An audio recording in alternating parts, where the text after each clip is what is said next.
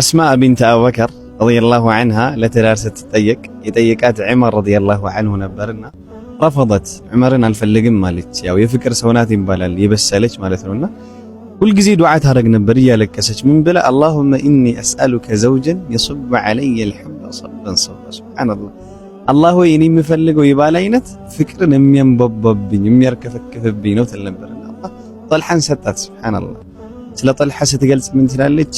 ካነ ኢዛ ረአ ወጅሂ ተሀለል ፊቴን በሚያይ ሰዓት ወላሂ ይፈካ ነበር። ወኢዛ ሰሚዐ ሰውቲ ተበሰም ድምፄን በሚሰማ ሰዓት ተበሰም ፈገግ ይላል። ወኩንቱ ኢዛ በከይቱ በካ ሱብሃንአላህ ቁጭ ብዬ ሳለቅስ ካገኘኝ አብሮ ቁጭ ብሎ ያለቅሳል።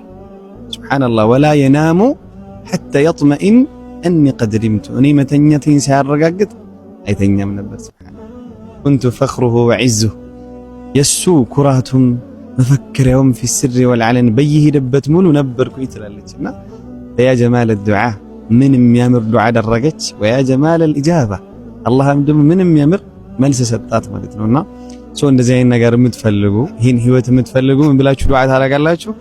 اللهم إني أسألك زوجا يصب علي الحب صبا صبا اللهم أمين له لاتشنم.